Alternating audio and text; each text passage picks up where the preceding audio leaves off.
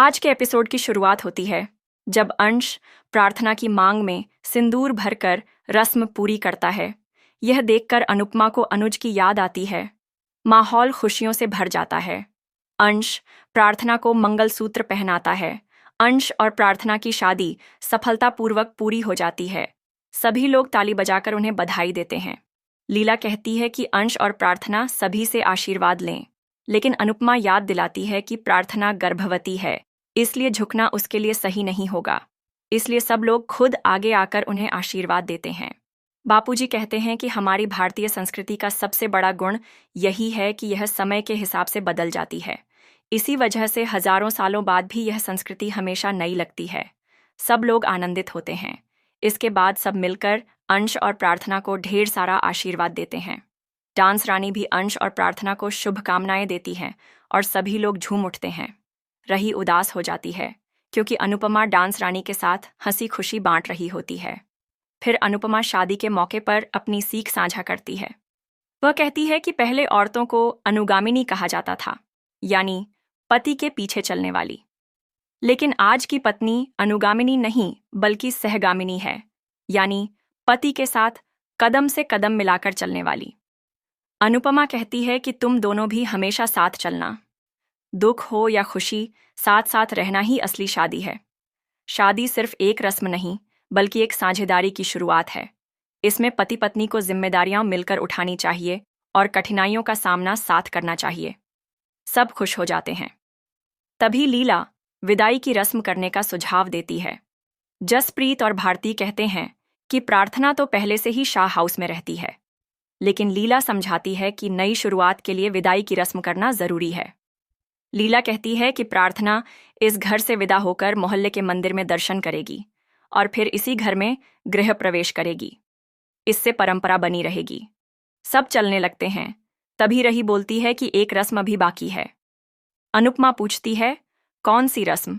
रही कहती है कि अंश के जूते चुराने की रस्म अब भी रह गई है। तभी जिग्नेश आता है और अंश अपने जूते उसके पैरों में देखता है। सभी लोग जिग्नेश से जूते छीनने के लिए भागते हैं और पूरा माहौल नाच गाने में रंग जाता है। तोशु और अनुपमा साथ मिलकर डांस करते हैं और रही को छेड़कर मजा लेते हैं। अनुपमा मूंछ लगाकर डांस करती है। रही भी जवाब में डांस करती है और जूते लौटाने की बात करती है। पूरा माहौल मस्ती से भर जाता है और जूते पाने के लिए दोनों तरफ से मुकाबला होता है। तोशु जूते लेकर आता है। रही और अनुपमा रस्सी खींचने का खेल खेलती है और रही जीतकर जूते ले लेती है। सभी आनंदित होते हैं। रही जिद करती है कि उन्हें जूतों के बदले पैसे चाहिए। अंश इनकार कर देता है। माही, परी और रही के बीच जोर का मोल भाव चलता है। आखिर में अनुपमा समझदारी से अंश को कहती है कि बहनों को 5,000 रुपए दे दो। अंश पैसे दे देता है। रही पैसे पाकर खुश हो जाती है। वह उन पैसों में से कुछ हिस्सा जसप्रीत को भी देती है। जसप्रीत और भारती कहते हैं कि हमें हिस्सा क्यों दे रही हो, हम तो लड़के वाले हैं। रही जवाब देती है कि अगर तुम हमें जूते नहीं दिखाते तो हम चोरी कैसे कर पाते। जसप्रीत पैसे रख लेती है। ये देखकर अनुपमा सोचती है कि इंसान का स्वभाव समझना कितना मुश्किल है। एक पल में दोस्त दुश्मन बन जाता है और दूसरे पल में दुश्मन अपनापन दिखाने लगता है। फिर लीला विदाई की रस्म की बात करती है। प्रार्थना अनुपमा से पूछती है, क्या मैं पापा को कॉल करूं? अनुपमा कहती है कि अपने पापा को फोन करने के लिए तुम्हें मुझसे पूछने की जरूरत नहीं है। प्रार्थना कॉल करने लगती है लेकिन रुक जाती है। अनुपमा के पूछने पर प्रार्थना उदास होकर कहती है कि जब वह शादी में ही नहीं आए तो विदाई में भी नहीं आएंगे। मुझे समझ नहीं आता कि मैं क्या करूं। अनुपमा उसे हौसला देती है। तभी जिग्नेश हंस पड़ता है तो बापूजी पूछते हैं, तुम क्यों हंस रहे हो? जिग्नेश कहता है कि शादी खुशी का अवसर है, इसलिए हंस रहा हूं। लीला कहती है कि अब विदाई हो रही है और विदाई में आंसू आते हैं। जिग्नेश रोने का नाटक करने लगता है। प्रार्थना को उदास देखकर अनुपमा सोचती है कि पराग जी को देखकर लगा था कि वह खुद को यहां आने से रोक नहीं पाएंगे, लेकिन समझ नहीं आता कि वह क्यों नहीं आए। प्रेम और रही रोने लगते हैं तो पाखी कहती है कि तुम दोनों क्यों रो रहे हो? प्रार्थना तो तुम्हारे साथ रहती भी नहीं थी।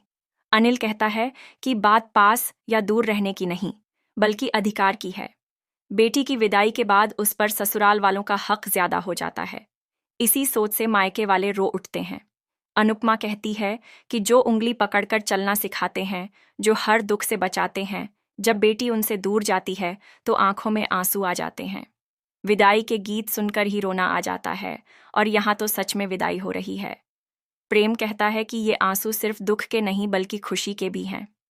मेरी बहन को इतना अच्छा जीवन साथी मिल रहा है, यह भी एक बड़ी खुशी है। प्रार्थना उदास होती है और उसे पराग के साथ अपना बचपन याद आता है। अंश उसका सहारा बन जाता है। प्रार्थना उदास होकर विदाई की रस्म करती है और घर से बाहर निकल जाती है।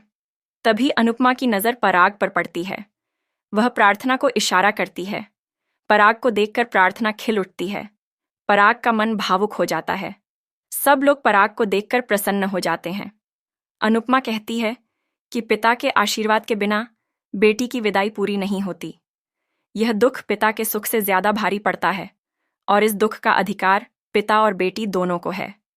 अनुपमा प्रार्थना से कहती है कि अब जाओ और अपने पिता के सीने से लगकर अपने आंसू निकाल लो।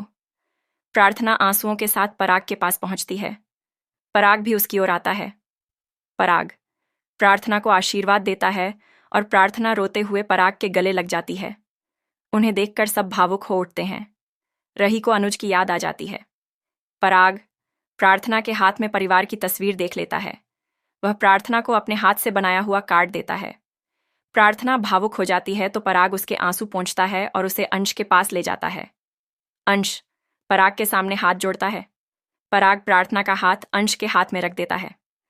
सब लोग खुशी से झूम उठते हैं। दूसरी तरफ गौतम बताता है कि पराग शादी में पहुंच गया है तो ख्याति और मोटिबा हैरान हो जाते हैं।